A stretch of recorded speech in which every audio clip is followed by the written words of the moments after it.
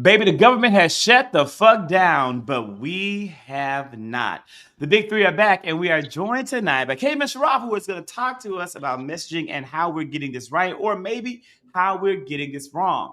Y'all, what we thinking here about this government shutdown? Look at us. We're all like, Who's going first? You I'll know, go first. I'll kind of cue up some stuff, right? And Bradley, we are happy to be back, and to everyone out there, we've been gone for 2 weeks. Kenny was sick 1 week. I'm like, Lord, am I getting sick now? Run down. I'm not sick, but I am a little run down. Kenny was sick. It was a great time to take off. And then we both were out last week for CBC week. But baby, we are back. We are back in the house. And so, guys, this is, did you think the government, the first question really would possibly be like, did you really think the government was shut down? Like, did we think that Democrats would Tiffany do called this it. and they were going to tear? Tiffany called it. Tiff, what was that call? Well, I knew that they were going to shut it down. This is what they do every single time. They had 6 months, guys, 6 months to get this together and did absolutely nothing. What they came up with, and I asked Hakeem in that interview that we did, would they go forward with a clean CR? And he said, well, if they don't give us what we need, then no. So he stuck to his word. So I appreciate the fact that they stuck to their word. They had a plan. They worked on it. What did I ask him? Are you working with Schumer? I mean, all of that was a prelude to what we were going to experience. So 30 days later, I think we're about like 30 days from that. This is where we are. And the Republicans came to the table with absolutely nothing. And now they're trying to pin it on Democrats. They did not negotiate one thing. Let me be clear about this, people that don't understand. The House left on July 28th. They left because they were trying to hide from the Epstein files. They ran away, right? Mhm. They came back on September 12th, September 2nd. They have worked 12 days in the entire month and have the audacity to sit around asking what the Democrats will do, why the Democrats are not negotiating, why the Democrats don't want to just go forward with a CR. And not to mention, the CR is only for 7 weeks. This is not a 30, like a 3, 6, 9 year plan. This is for 7 weeks for us to do this all over again the week before Thanksgiving. And I'm not with it. And I'm glad the Democrats held on. All right, who wants next? Because that's what I got. Was adamant about we need to shut down, we need to shut down, we need to shut down. You know, but what have we thought about the consequences of the shutdown? Absolutely. Because I when I mean, was but every Uber driver that I was talking to in DC was not happy about the shutdown. The people Listen, in DC are worried about the shutdown. Was this the right thing to do? I mean, yes, but this is not. It's it not on was us. the right thing to do. Yeah, it was the right thing to do because guess what? There are 22 million people who are impacted by this. There are 22 million people that are going to get letters within the next couple of days telling them that their insurance is going to be raised. So yes, if we're talking about from a standpoint of right or wrong, yes, it is the right thing to do because there will be impacts that will be felt across the board when healthcare is no longer available for people and they guess what stop paying for it and they go without insurance. We've been here before. We've been here before before 2010, before the ACA passed. We were here. I'm not even gonna say where I work, but I work in this field, okay? And trust me, you do not want to go back to where we were when people did not have insurance. People have become complacent, they have gotten used to this, and now, yes, there's impact. There's going to be impacts across the board. It is tragic that people will get fired, they will get furloughed, they will no longer have jobs until they come back, they will not get paid. There's nothing we can do about that. But when And you're let when me you're give talking about when you're talking about weighing 300,000 jobs versus 22 million people, come on, let's do right or wrong here. and Come to on. give perspective and like price tag, right? Because and this is what Democrats like fought to do. Currently, you're paying $307.20 per month under the Anthem Bronze plan. Now you're going to now the change is, and this is for someone who's making $65,000 a year. They pay $307.20 per month. Now, with if the changes don't come in, if the changes or what the Democrats want to see don't get back put into place, they're going to pay $964 a month. They're going to go from $307 a month on a $65,000 a year salary to $964 a month on a $65,000 salary. That's not affordable. That's like impossible. Mm-hmm. I think even like beyond some of those numbers, which are so important, like we've had government shutdowns before, but we haven't had governments like this before. And I think it was really important. You know, I think even like the moderate wing of the party was fully behind this time, because this is one bit of leverage it seems Democrats have in this whole scheme. And if they weren't going to use it, I really feel like the base was going to revolt against Jeffries and Schumer. And actually, I think it was funny. I just saw Pelosi a couple hours ago. Somebody was saying, "Oh, is AOC behind this?" And you could tell she was like super behind this, because she was like, no, like AOC's great, but this was Hakeem Jeffries. That's like the skill that I've been investing in finally showing up. So you could tell she was behind the move. And I think it's also a moment for Democrats to really bring back some messaging that they, I think, failed to land, frankly, when Trump passed his budget about the cuts and sort of the jeopardy that Americans are in. And it's better because we're actually closer to all of that stuff taking effect. So in a lot of ways, it's sort of a second bite at the apple. But here's the question, like, is that messaging working? Like, this, I do believe, was a necessary thing. It was the right thing to do, but I don't believe people understand fully that this is on Republicans. I don't think that message is being made clear. Prime example is this bullshit.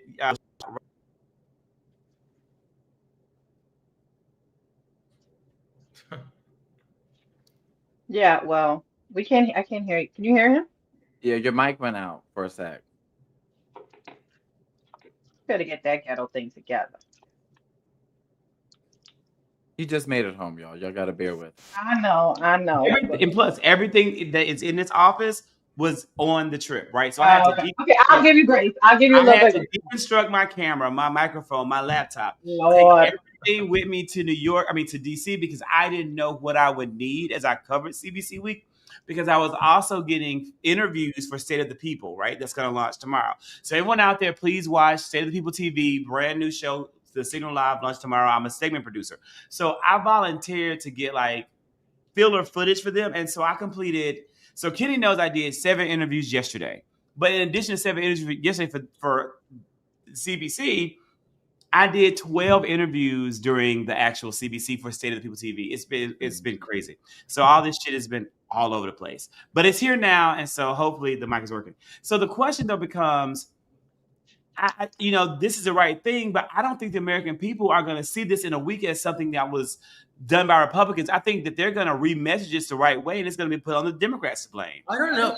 I feel like if you look at what happened last shutdown, the polling shows that they did blame Trump. And even so, it was a much less sort of dramatic situation economically for voters, and they still blame Trump. I think now you have, tariffs, you have inflation still going. It's the holiday season. People are already doing their holiday shopping because they're so frustrated by prices, grocery prices at record highs, even compared over last year. And then you add this shutdown, and then you have Donald Trump saying he actually wants to fire more people and exploit this shutdown to do that. It's going to cost the economy $7 billion a week, some people are estimating, the shutdown. So I do think voters are going to put it on him. But again, yes, it is about who's winning the messaging game. And I think I've seen some tighter messaging from Democrats this go around on who to blame.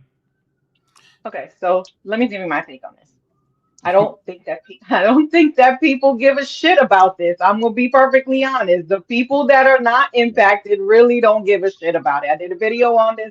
They don't care. If you talk to regular people, political people, people that pay attention to politics, they know what a shut. I always gauge my husband. When he tells me something, then I know it's in the ether, right? It's out there.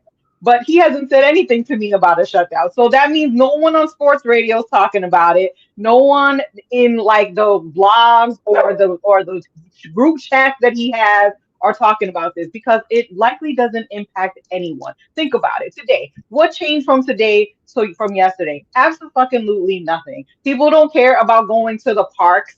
They don't care about going to a monument and there's, I mean, the museum. Like these are things that are impacted now. People don't get their checks for Social Security, then we'll have a different conversation. Or if they don't have their Medicare, or if they are not able to get certain like a loan or something like these are things that impact people personally. And until the shit impacts people personally, they don't give a shit. It's the same thing with voting. Those 90 million people that tuned out, they don't give a damn. Let's be real. Well, it just depends when that funding doesn't come to them, because apparently, because Jasmine Crockett was doing a live earlier today, and she was talking about how some of the federal funding helps with Head Start and Boys and Girls Club. So, with all these things that do impact those families, when they actually feel it, then yeah, they will give a damn. To your point.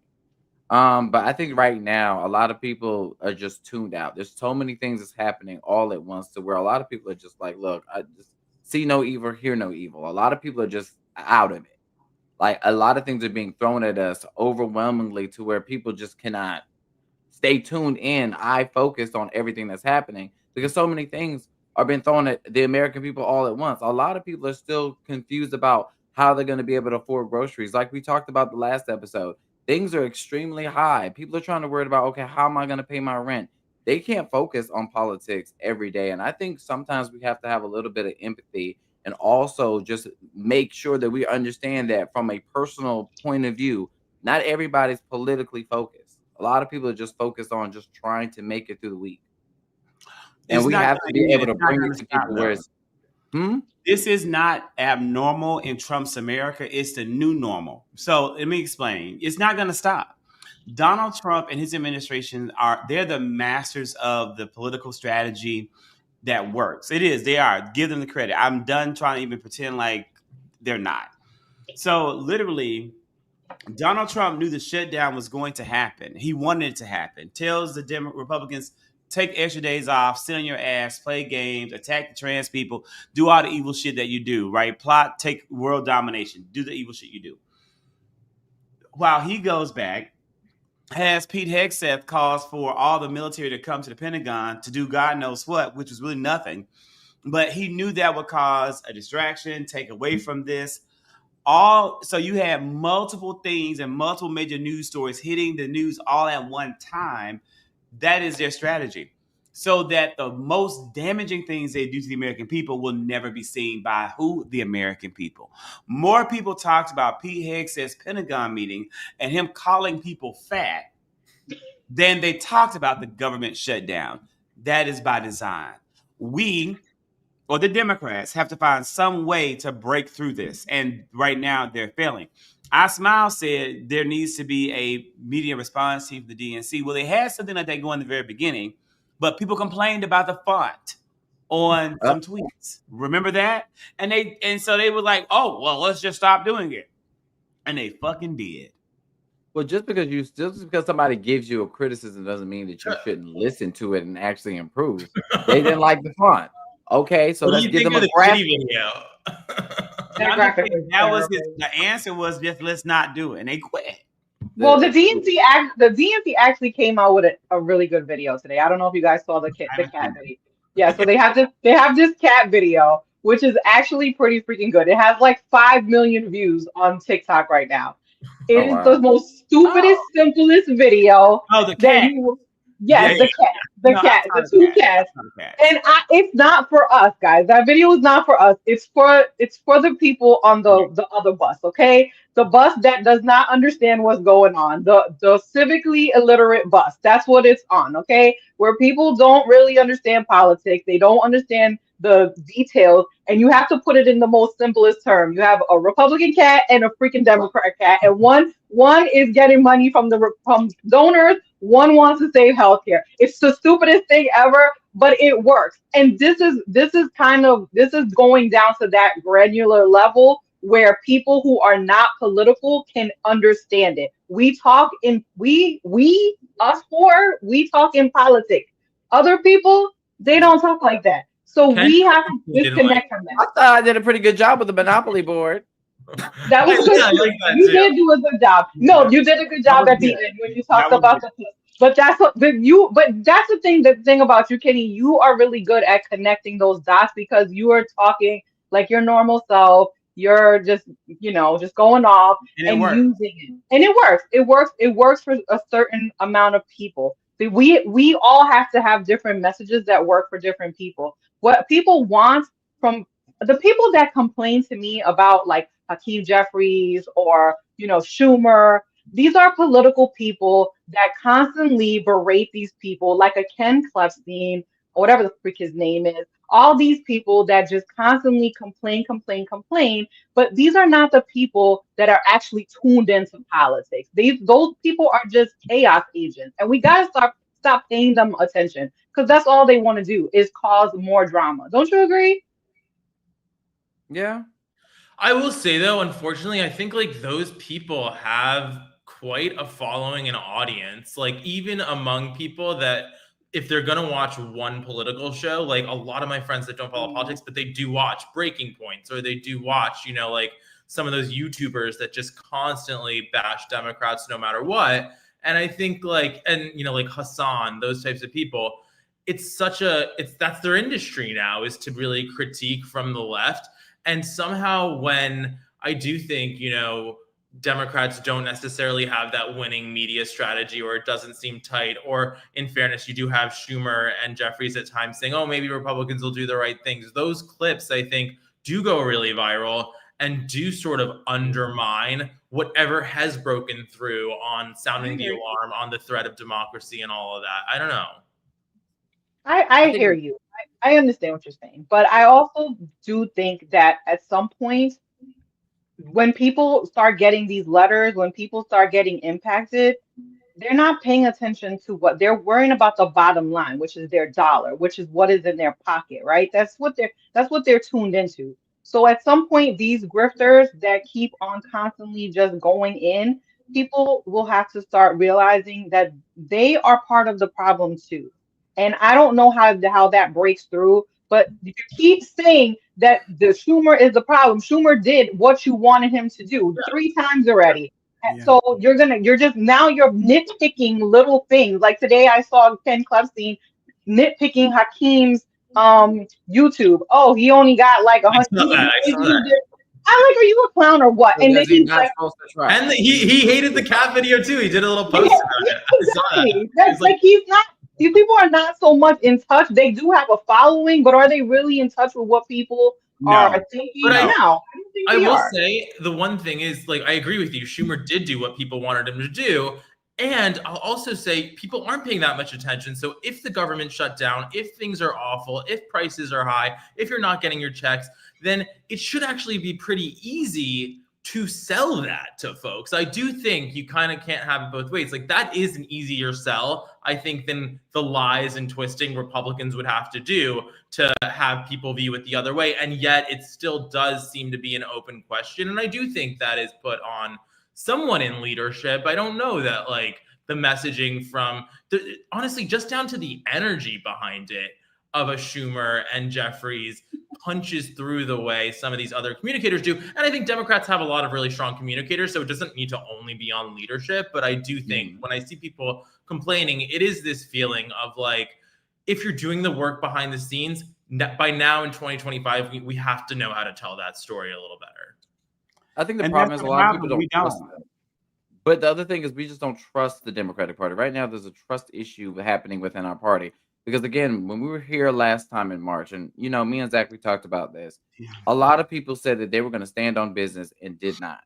And right now, even though they did stand on business this time, a lot of us are asking the question, what's different this time from last time? Because they were threatening to fire federal workers then, but they did. 300,000 Black women had already left the federal workforce. 100,000 left yesterday before the government shutdown.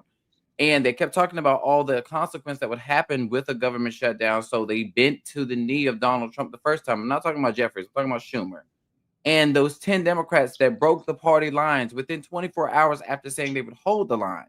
I think the issue is that when people are looking for strength, especially from our Democratic Party and our Democratic leadership, it's so wishy-washy. Mm-hmm. When they're not standing truly on business. And I think that's what the issue is. And honestly, if I was a part of leadership, I would take accountability, saying, okay, we are still trying to navigate through these unprecedented times. We're working with a president that's lawless. We don't necessarily know what's going to happen in a normal situation. Bipartisanship and reaching across the aisles should work, but the whole playbook and the rules have changed. And they have to acknowledge that. And they need to level with the people. If they're not, I think the problem is a lot of people are tired of the Democratic Party playing in their damn face and playing with their intelligence rather than just telling them the damn truth and answering the questions head on. Here's something that I think that they did effectively this week. Okay. One of them is just calling a thing a thing. God damn it, just call it a thing. If they're lying, if the media is lying, just say that they're fucking lying. That's all you need to do. Stop playing games. Stop with all the wishy-washy shit. Just if they're lying to you, just say, Kakeem, that video did really good. He said, you're lying. Like, that is a simple thing. Like, it's not even anything complicated, but call it out. And for far too long, they've played respectability politics, and that's what people are sick of. Stop with the respectability politics. Just say what it is. No, they're lying. This is not true. They're bullshitting you. I've seen it across the board, from Schumer all the way to Jasmine Crockett, where they're saying they're lying, and you have to call it out for what it is. Because guess what? You're fighting on three fronts. Democrats are. You're fighting leftists who are trying to come at you. You're fighting the media, and you're fighting Republicans. So you have to appease all three of those. You have to fight all of them and try to keep your base. It's a hard thing to do. I mean, really and truly, it is impossible. No, you don't have to. I don't believe that you should. I believe what they should just do is tell the damn truth. The truth will win at the end of the damn day. I mean, we can sit here and argue with leftists all we motherfucking want. They don't live in the realm of reality. They're crazy. Stop trying to reach out to them. Just speak the fucking truth. If you speak on the truth, that's how we built our platforms. All of us here is just speaking the raw and uncut truth. That's what's going to resonate with the people. That's what's going to be relatable. That's what's going to be authentic. That's what's going to move the needle. Just tell the damn truth and just call it what the fuck it is. Fuck the consequence. We're already burning down as it is. Just see what the hell happens. Well, what do we have to fucking lose? What Donald Trump said back in the day. What do you have to lose? Well, that's what they're saying, Kenny. That is literally what they're saying. We Chuck Schumer just came out and just said it. He's like, they were when Russ Vought said, "Oh, we're gonna fire people." He said, "You already have been. So what's the difference?" I mean, they just need to just be honest, like you said, and just tell it like it is, and don't hold back, and see where it goes. Because people are tired of the niceties. People don't want the nice bullshit. They're pissed, and they want to see you pissed too. God damn it. But I agree. Tell the truth, tell it clear, tell it plain. But like we said, like at the dinner table yesterday, Kenny, what about when that truth is something that you won't agree with? Because that's gonna come. Look, that's gonna come. Agree or not. But it's coming. And I'm just saying that's the problem, is that when when a Democrat dares to boldly speak the truth about how they feel, they're going to be met with a lot of anger from all the other Democrats that don't agree. Prime example, I don't agree with Rashida Tlaib on shit, right? But she's standing firm in what she believes. As a result, she's isolated people like me. And it is other Democrats on other sides who've done the same thing. Catherine Cortez Masto very well didn't want the government to shut down. She stood on her truth and said, no, I don't want it to shut down. I'm going to vote with Republicans. So I say I think they are telling their truth. It's just that I think the problem isn't the candidates. I think the problem is us. We are the problem. Well, we have too many expectations. American people fucked up and did this shit, and we are continuously fucking up as supporters and believers in the Democratic Party because we refuse to fucking fall in line. Exactly. Like, that's what I think the key is. It's a discipline to have these vicious disagreements and then get back to falling in line so that Democrats can get things done. Republicans do that all the time. I mean, if you just look at Trump's cabinet, we don't have a choice. They all said about each other is insane, right? It's like his own VP calls him America's Hitler, and he's there because they don't play that way. He is America's Hitler, but they're now coming together saying we got to do. Yeah, they'll memory hole it for whatever outcomes they want. I will say, though, too, right? Like, you can give Schumer and Jeffries credit for fighting on the shutdown. I think the problem it's all happening with so many other dynamics. Like, for example, being asked every week since June, are you endorsing Zoran Mamdani? Like, to me, the non-answer is crazier than either answer could ever be, because it's like, just as you're sort of sounding wishy-washy on the funding fight, just as you're sort of acknowledging Charlie Kirk on the House floor and having that discussion again, when everything he said and did was pretty much antithetical to what you're fighting for, and you can't just easily, simply, like most normal people say, bad guy, didn't like him, we shouldn't have political assassinations. Like, that's clear messaging. All of that stuff happening at the same time makes it really hard for, I think, even folks like us who want to see them win. They're losing right now. It's cringe. It's cringe. It's all of it. Listen, this is what I wanted, right? So let me take a little bit different approach. I actually want them to, what I would have wanted them to do is to sit down as a damn party, as elected Democrats in the House and Senate, and decide what stance they were going to take as a team on Charlie Kirk. If they were going to all vote to fucking pass a goddamn holiday to honor him, then fucking do it and have a reason for it and message it. Or all of them don't do it. That's what I want to see. I don't want to see a million cats running all around the motherfucking yard, going all over the place. I need them in this critical moment to come together and walk in one direction that is in opposition to fascism to save American democracy. We can break apart later. We can argue later. We can fight later. But right now, we have got to be unified to gather strength that we do not have. So again, that's the only way I can see us winning and having any momentum forward. That's the only way. And having consistent message. I think the messaging is also, though, Kevin, that's why I really want you to be here. The messaging is the problem. Well, honestly, it's funny you say that. I almost rather the opposite, where you had a moment, and I don't think it was a proud moment for a lot of people, but it's what they did, where you had folks of color in Congress saying, look at who voted for this. I think there's maybe two non-white names, it was, right, that actually voted for it, something like that. And that's the reality of this party as well. So I'd almost rather we not like sugarcoat it and live in the denialism of it and have those conversations out loud. And then when it comes to actually showing up and voting in 2024, we have that Big Ten actually show up and vote regardless.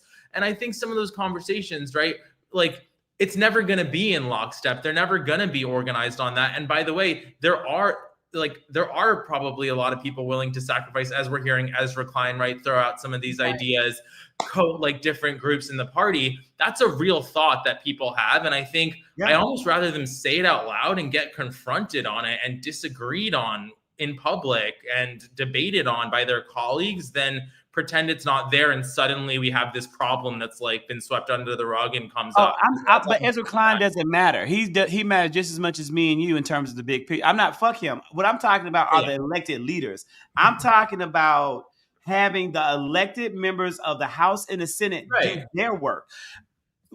Yes, we want to have public discourse from people like Ezra Klein to come up here and just say, fuck the black people, fuck the gay people, fuck these, cut them off. I want that discourse, so I'm not talking about them. I'm talking about, I don't want to see AOC say one thing, Hakeem Jeffries say one thing, Catherine Cortez Masto say one thing, and it's all spreading all around. And it says, we don't know what Democrats believe in. I want the elected Democrats to be on the same page and to move as a force forward. That's what I'm saying. Not all those people. And I want us to also then know what the message is, and then we can debate that message. Then we can flesh that out. Okay, so I agree that it should be a core messaging, because not everybody's going to be, because we have more progressives, we have more moderates and stuff like that. Everything is not going to work in everybody's district and where they're from, but we should have a core theme, if that makes sense. Well, we do. On this, there is the core. On this, we do. And I'm saying, so that's my thing on this. Let's stop focusing on the other stuff. This is where we are right now in terms of shutdown. Okay. Shutdown is the problem. I have seen people that don't even fuck with Democrats that are like, okay, they did the right thing and we're going to ride with them on this. So maybe this is the one thing that out of all the things in the last couple of months, that this is the one thing that we can actually agree on. There are 3 people 3 people in the Senate who do not agree with this out of 47. There is one person that voted with in the House. That is Jared Golden, and we know why he did it. So when we're talking about being united as a party on this thing, I spoke to 2 reps today, which is Sarah Eldred and Johnny O. They are on the same page. The governor's on the same page. The thing is, Democrats on this specific thing, they understand what the impact is. So even if you disagree with them, as we said, in terms of like Mamdani, or if you disagree in terms of like the votes that were taken before, just ride with them on this one thing, because this is the one thing that literally could get people killed. People will die all over this. This is not a game. This is not a vote on a holiday. This is a situation where people's literally lives are at stake. No, you are, yes. They are united on this message, and it's actually, yes, 100%. I'm sure Kenny can agree that everybody we talked to yesterday was saying the exact same thing. But I need to do that on every issue. Yeah, but I think the problem is, Zach, that on every issue, they're not united. Everybody's all over. We're all over the place when it comes to how we feel about progressives or non-progressives, or how we feel about this issue or that issue, or people are scared of re-election in 20. There are certain things that we just not going to agree on. We just got to accept that and learn. And I think that's authentic, isn't it? Like, I mean, if everyone's saying the same thing, I think it's actually, it doesn't come across as effectively, and you tune it out when it feels like talking points. Like, whereas, why are the Republicans so effective? Why is the MAGA cult only? I think they're effective because they have the same core. Y'all don't get it. They have the same core messaging. Not everybody's fucking crazy like Marjorie Taylor Greene. Not everybody's Lauren Boebert. Not everybody's doing the crazy shit that they're doing. But they have the same core messaging. But let's go back in time, right? And this is probably going back. I'm of course oldest here. I don't know how active and involved you guys were in like the early 2000s, right? But when you go back in time, the Republican Party was more disjointed than Democrats are now, and they were all over the place. And John McCain and Sarah Palin was in many ways their inflection point of the complete breakdown and completely being a shit show as a party. And then comes along Donald Trump, and he pounded everyone into line. And not just Donald Trump. That's giving this man way too much credit. But the Donald Trump machine, the people that he hired and selected and put into place, he has whipped them over time into complete and full submission. And as a result, they move very effectively. Now, I'm not saying that we want to be like that. But I am saying that it is effective. They made decisions to cut out their independence, and they made decisions to take losses over the course of 4 years to then come back and win and be a stronger force.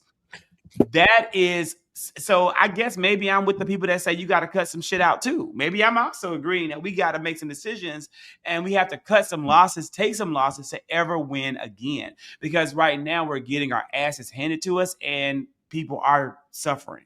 Yeah, but we did just take a big ass loss. We got our ass kicked in 2024. I mean, what we're doing is going through that process. Like you said, they got their ass kicked in 2008, and we are in the same kind of way trying to work our way through it. And it's painful. It is a very painful thing to watch. Because we have think about it. Back in 2008, you started to see the fractions. You started to see the Tea Party. You started to see, and so there we are not there. People want us to be there, but we are not there. What the problem that people are saying is that they want their leaders to actually fight for them. They are saying we want people to fight for us the same way how we are pissed off about all of this shit. I want you to be just as pissed as me. I don't want to see Hakeem up there and just being Mr. Nice Guy. I want to see him go off. I want to see him get just as angry as I am. So what people want is emotion. They politics has now become emotional, and people want more emotion driven politics. And then you have on the other side where people want someone like a Mamdani who is also just talking to everybody. So I don't even think that Democrats in general know what they want, and that is also the problem, but we will find our way. We will find our way as we work through 2026, which is a totally different election than 2028. 2026 is more localized state district races. That is not necessarily, hey, we all need to be on the same page. Everyone's going to talk. They're going to have a central message, but it's going to be a little bit. That's so optimistic. I hope you're right. I feel like we're not on track to find our way, and I'll tell you why. And I think Mamdani's a key to it, because I agree. He has so much charisma, and I can't believe that we're still talking about the need for charisma. I'm so sick of it. A given. It should just be a given. But I'll say he is on track to be, he's going to be elected in 2025. He's going to be elected. Yeah. He's going to win. But then he's going to be in the position of governing. And he's promised a lot of things, A, that he literally can't do, or B, that he really, really is unlikely to be able to achieve. And he's going to be failing at those things, as Kathy Hochul's running for re-election, as even AOC, who's one of his biggest backers, is running for re-election, and as this national conversation continues for Democrats after months and months of the Democratic Socialists and Mamdani folks browbeating everyone across the country to fall in line behind him or not. So they're making it an important litmus test. And unfortunately, you're seeing, I think, a lot of people that don't need to weighing in, sort of spending that capital now. And if they're wrong, then either we're going to have to say, okay, well, makes more sense to pivot to the center, which a lot of folks were already saying after 2024, or what, right? And then you're going to piss off the left even more, because they're certainly not going to say, oh, you're right, you tried it our way and it didn't work. Let me learn the lesson and come back around. So I think it's better. I want to see the people saying, I'm not going to endorse him, or the people saying they are, like, have the conversation honestly now, come together to make sure we win midterms, because ideally the core issues everyone cares about, now Trump has made them, the bar is so low. It's, do you care about democracy? Do you think, the Constitution should exist? Do you think that there should be troops terrorizing blue cities? Like, the list goes on, I think, of what at least reasonable people agree on core issues, from some center right all the way left. And that's the coalition that elected Joe Biden. And I think, can we get back to agreeing that that is the number one thing that needs to happen? And I don't see those conversations happening now. Well, there's a reason they don't happen, is because we're stuck in a bubble. We're constantly in a bubble. We can't have normal conversations. How many times have we had this conversation about people not knowing how to talk? If you disagree with me, then you're cutting me off. Or if I don't disagree with you, I'm like, this is not how politics is supposed to work. We can also agree to disagree. There is things that Kenny has said, there's things that Zach has said, there's things that you have said that I have been like, you know what, I don't agree with that, but I'm not like, fuck you, bitch, and that's it. I mean, this is not normal. This is not normal life. Like, people in real life don't act like this. But I think when you're in the sphere of social media, it is easy to do that, and people become, they go into these little factions where they just want to argue with one another. And this is kind of how we got to this point in the beginning, because we couldn't have a real conversation about Gaza. We couldn't have a real conversation about Israel. Instead, everyone went into their corners and said, fuck you. And then now we're here. But don't you think it's like, we tried. We did try. We tried to have a nuanced conversation, but people don't understand nuance. And the other thing, can we just stop bringing up Mamdani? I mean, I support old dude, but I'm just so fucking tired. Okay, he has absolutely nothing to do with what the fuck is going on in the federal government. I don't give a fuck. I'm sorry.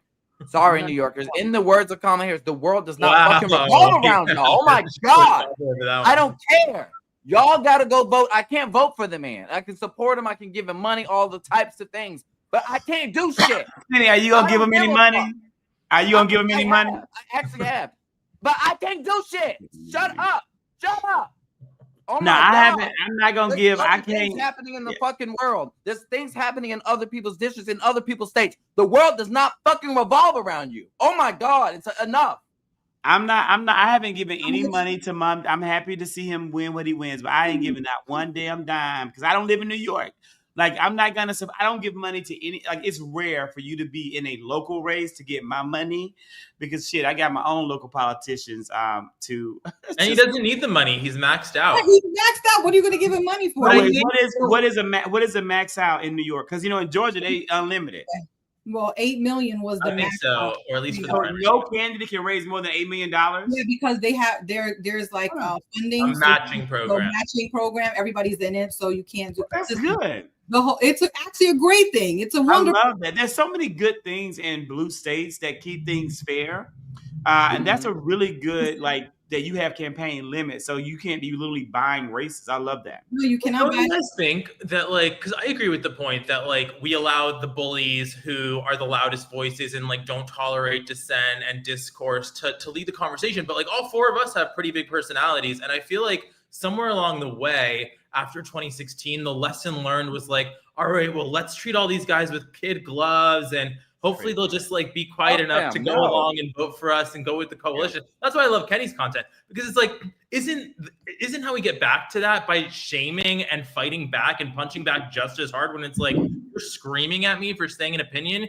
you're insane. Like, it's fine to respond that way. And I think if more people with like more moderated views did that, I mean, moderate doesn't have to be, not even moderate, that's like the wrong word, but, you know, not far left, doesn't have to be boring and non-charismatic and non-energetic. So I think we just need to kind of stand behind all of that.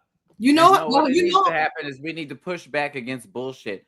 I am not moderate worth a damn. I'm actually very far leftist. I believe in Medicare for all and all types of things. I'm probably more progressive. Zach is more progressive than he comes out to be, but he's very progressive. But at the end of the day, I'm not fucking very loyal. I am gonna follow the leader, people. I'm very progressive. Behind the scenes, I'll express my thoughts, but you're not gonna see me get out on a public stage and bash the highest ranking black man in American politics. It's not gonna ever come from me. You have. I wasn't raised that way. Okay, so the only thing I would say about this is that, so I've noticed a difference. Okay, I'm gonna tell you what the difference is. Yesterday, when they said something about, you know, about when Pete Heck said about fat people, right? And I was like, okay, let me see how people are gonna respond to this. So my response was that Trump is fat and he's the commander in chief, right? So I was like, let me see how people are going to respond. Are they going to call it like that fat phobic? Because listen, this is kind of where we were like a few years ago, right? So I kind of do test to see how people react. So Gavin Newsom then comes out and he has a fat ass picture of Trump, and no one said anything. None of the normal people that would be like, oh my God, you're being fat phobic. None of those people their voices were not heard. So people are at the point where they're like, oh, you want to go to if you want to go, we're going to go to hell. Okay. To the gutter. And we're not going to do this whole like, oh my God, you're offending me kind of thing. We are not there anymore. So to me, that is progress. I'm sorry, guys. It really is. But we're back in the early 2000s. All that PC shit done went out the motherfucking window. Well, here's the other thing. All that shit went out the window, even with the leftists. Like, they were calling me F-word, N-word, all types of slurs way back in the damn day. They were calling Hillary a B-word, calling her a witch, burn the witch, all types of shit they were saying back in the day. And I think the issue is, for the longest, we're so desperate for your vote. Oh, I'm not going to tolerate. I'm just going to let you bully me because I need you to show up and vote. No, you shouldn't tolerate a bully. You're supposed to push back against a bully. And back to the original theme. All Democrats all voters want to see is the Democratic Party push back with the same intensity. People don't want no weak bitch. That's all it is. That's it. And even Hakeem, when he pushed back with that Epstein with the Epstein picture, people like that shit. People want you to go to the goddamn gutter. God damn it, go. Just go. Give us a show. Because you don't got the votes anyway. So the whole thing is, you're the opposition party, right? Minority, whatever the fuck you want to call it. Let's just call it opposition, because at the end of the day, your job is to disrupt. When we had like the first 2 years of the Biden-Harris administration, they didn't have the majority Republicans, but they were still able to disrupt. They were still able to cause chaos and steer the fucking narratives to make people believe that nothing was being done when we know that's bullshit. We have the same ability to do the same thing. We just have to stay on track and have the same core messaging. Even though everything may not be exactly the same, at least the core messaging should be the same. So, you know, what I love about this is it's our chance to really talk strategy. We are going to talk briefly about the book, people. Yes, we're going to talk about the book, but not really deeply about the book, but just a little bit about the sales. We'll talk about the sales of the book. Is that we just here to talk strategy. So one thing that was dropped in the chat was, you know, people talking about Mamdani, and I think someone said, well, let's see how Mamdani will poll in the South. Well, listen, that goes back to the DNC chair Ken Martin's original strategy when he ran for DNC chair. And he talked about different types of Democrats being focused in different types of the country where that represents the Democratic Party and base of that area. Clearly, Zohran Mamdani represents the Democratic base of New York. That is because he's a candidate. He won. In the same way that he represents that base, I mean, I hate to say it, I don't want this to be the case. Now, listen, I do not want Jeff Duncan to be the Democratic nominee for governor in Georgia. I don't trust him. I'm gonna meet the man. I'm gonna sit with the man. I'm gonna interview the man. I don't anticipate I will trust him. But I will say that if he wins the damn party nomination, I'm going to support him. I'm going to back him, and I'm going to be out there fighting for him. That means he represents the Democratic base in Georgia. So I'm just saying, like, that's kind of like, the strategy. But is that the right strategy? Those are the things that we debate. And those are the kind of things that we're thinking through and looking at what have we done right and what have we done wrong. Clearly, the House Democrats and the Senate Democrats did the right thing with messaging around the shutdown for the public eye. The message, though, has to continue to spread. That's why we're here tonight. That's why, even though I'm tired and a motherfucker, I said I will definitely be doing this Wednesday show. I have literally got 5 hours of sleep every night since last Tuesday because I wasn't going to miss one party. Like, I didn't miss one party. I didn't turn down one drink. I didn't. And I want to say I didn't miss one. Kenny doesn't drink. He's a sober guy. I don't know if y'all knew that. Kenny is not going to drink. I can't make him drink. Can you please have a damn glass of champagne, nigga? But no, he won't even have a glass of champagne. But I'm going to drink more than enough for everybody. Like, give me your drink tickets. So I am still deeply recovering from that. I'm hoping that I can recover by Sunday. But this was so important. I just we have to talk about it. We have to be here. But I just think we need that messaging across the board. Everybody wants to talk about the book, and I know Tiffany's read the book. Kaivan, have you read the book?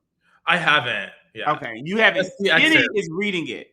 Cool. I haven't even got a chance to. I haven't got it. They've been working my ass, but I'm going to get it before I get to Kamala's meet and greet and book tour here in DC. I have to finish it. You got to finish it. Listen, y'all, I'm going to be honest. I was pissed at it. I was madder than hell. I was mad. I'm going to tell you how mad I was so mad. I ordered my books and I just knew they were usually the books you order online come earlier than the regular books, right? No, my book didn't get to my house until Friday when I was already in DC. So I had to arrange for someone to come to my house to get my book so they wouldn't get wet in the rain because it was raining. And I was panicked and upset. But I was so thirsty for the fucking book. And so I had my iPad, right? Y'all, my iPad has been disabled from purchases because I had fraud on a card. And so all those purchases got disputed, including something from Apple got caught up in it. So Apple disabled the account. The iPad that account can no longer be used to purchase. I had to download the damn book on my phone to read the book. Has anyone ever read an iBook on their phone? Yes, and it's horrible. It's not the fun. It's all right. It is. It was going to take you a year to read that book on that goddamn phone. A year to read that little ass book. But baby, I went out and I downloaded the damn book on this phone to read it. So I have read half of the book on the iPhone, but luckily I'm home and I plan to finish the book. So people have read it, but none of that matters because what really matters is these numbers, baby. The number one bestseller, Alex Thompson, and what's that man name that y'all like on MSNBC? Jake Tapper, eat shit. Jake Tapper, eat shit. Because this book has whooped your ass. You're so sad. The thing is, what pisses me off about this is so many people, like all these publications, these newspapers have hated on this book so bad.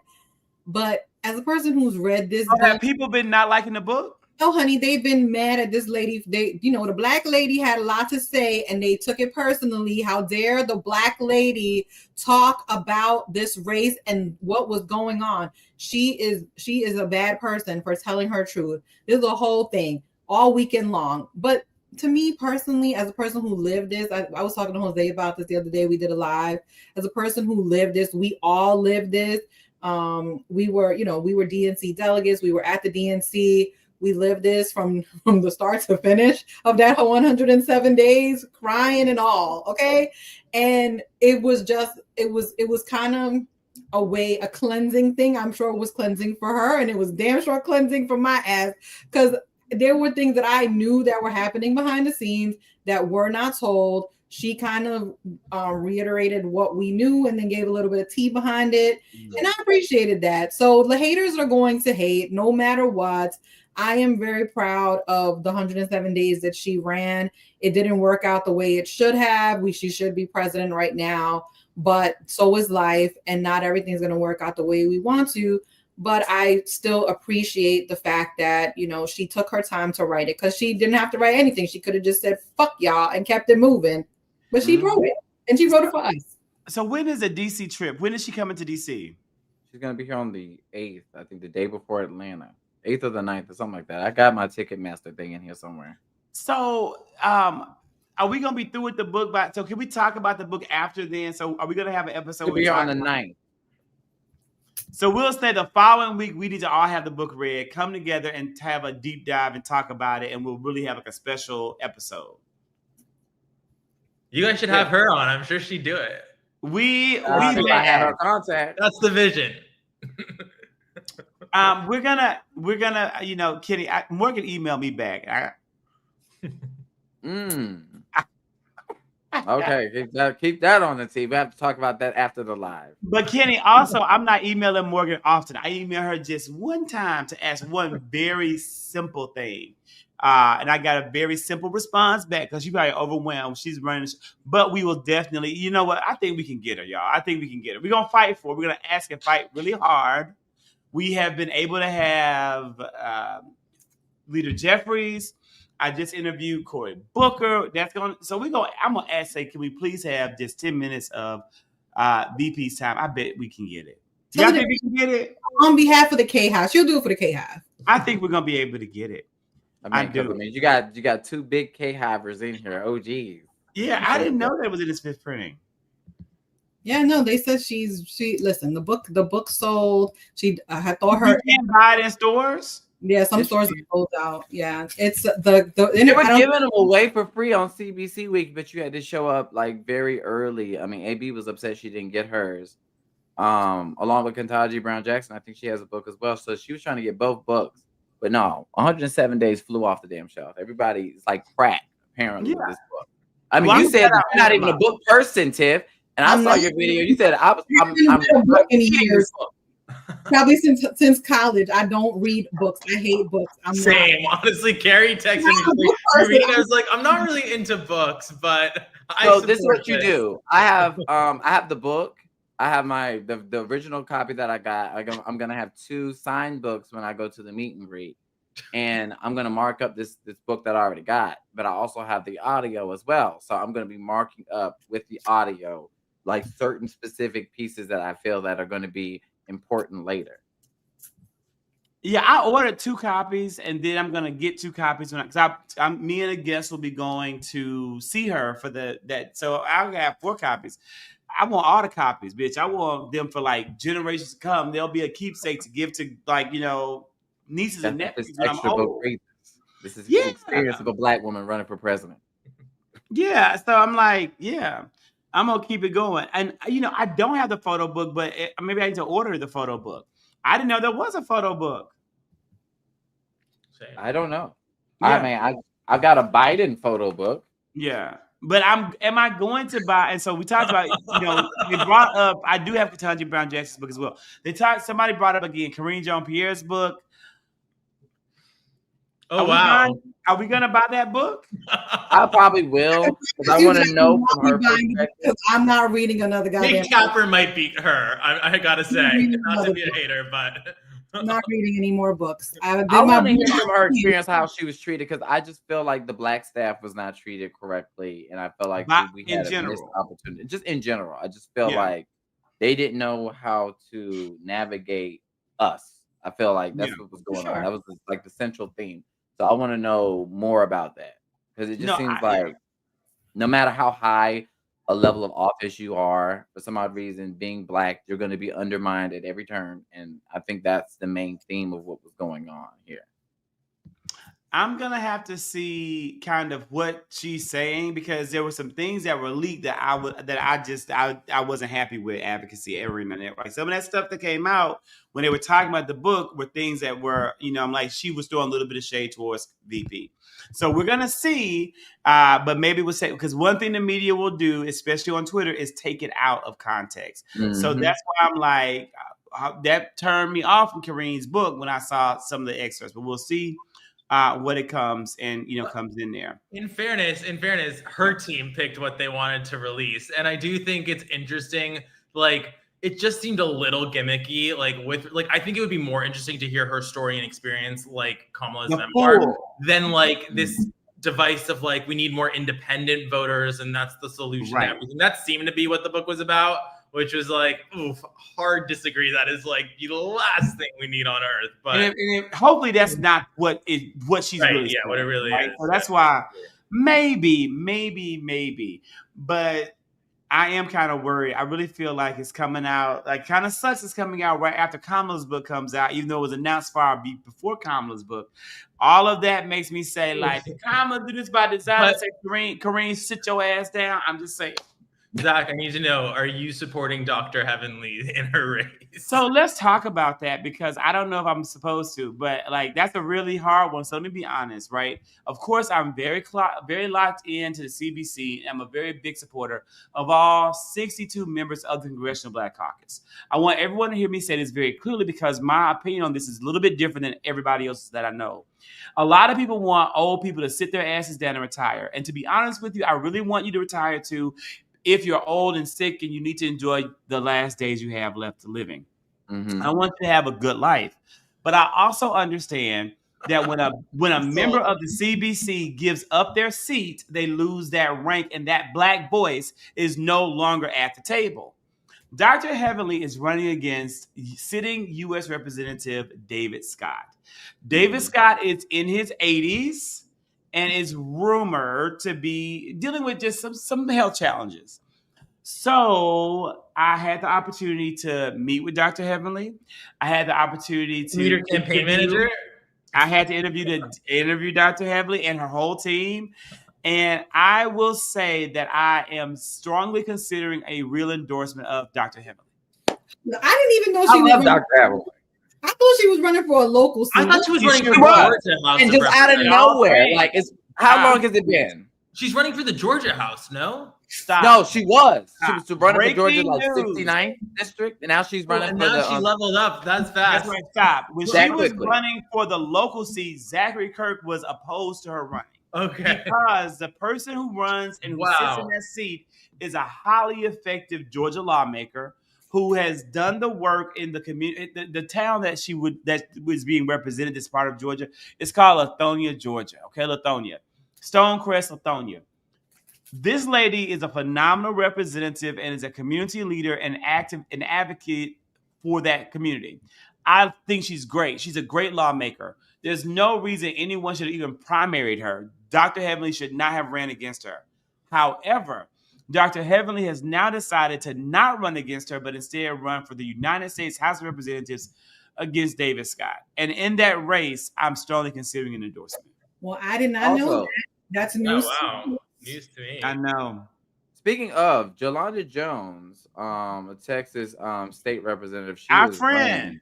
Honey, she was at Turner's seat, which is also going to be the same. It's the same seat that Isaiah Marketing is running for. So it's like one of them things. Our other friend. I like my friend, but good Lord, Jolanda Jones. Good Lord, it's a mess. It's a mess.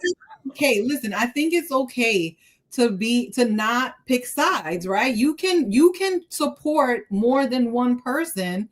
You're not in the district. You don't have a vote, so I you know. can vote. But I'm definitely giving my platform to Jolanda Jones, because if we can do this, and honestly, polling numbers, we can get. I like her. She seems like she's I like her better than the other dude that's running. So Exactly. not Isaiah. Not Isaiah. We're talking about the other dude. Yeah.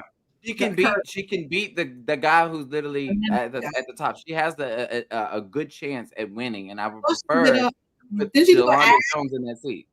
Didn't you do an ad today? I saw an ad that was. Oh yeah, I shared it. It was a great ad. It's a great ad. I collabed with the ad. I saw that. I saw her thing through your Instagram. Yeah, I know I saw it earlier. Listen, there is multiple people running in a race, and you can support more than one person. The voters are going to decide at the end of the day. It's probably going to go to a runoff, so the top two are going to make it. And then you could pick from the top two, and you could go hard as hell for whoever makes it to the top two, because it ain't going to be Isaiah and Yolanda. I can tell you that. So wait, you say it won't be? Oh yeah, it won't be them in the top two in the runoff. So who is Jasmine going to represent? Who do you think advocacy? Who's Jasmine going to endorse? I mean, I think she's going to endorse. From what I saw this week, it's going to be Yolanda's going to get the endorsement. It's going to be Yolanda. Look, if Jasmine's going to put her foot on the scale, Yolanda's got. That's what I believe. Yolanda got a good chance of doing this thing. Yeah, well, she made a name for herself like Jasmine did through the whole redistricting fight. Whoever wins the Democratic nomination is going to get that seat. Period. Point. Yeah. Like whoever wins. But they have to go. It's going to go to a runoff because that's the way Texas. There's too many people in the race. No one's going to get to 50%. It's going to go to a runoff. This is the guarantee. Yeah, guaranteed to go to a runoff. And what's also guaranteed is that we will be back here next week, ready to go. Kaivan, thank you so much for coming by. It was always a good time. Thank you everybody out there for sticking with us. We were gone for 2 weeks, but now we're back with the jump off and the jump in and the jump all around. We will see you all next week, and I will be recovering. I'm drinking my electrolytes. You need a detox, my friend. Well, I should have been drinking electrolytes. It's crazy, but I should have been having electrolytes every day. Every day I woke up saying, I should go and get some electrolyte powder, but my ass didn't. So I'll be getting there step by step, little by little. Mwah! See you next week. Bye, y'all.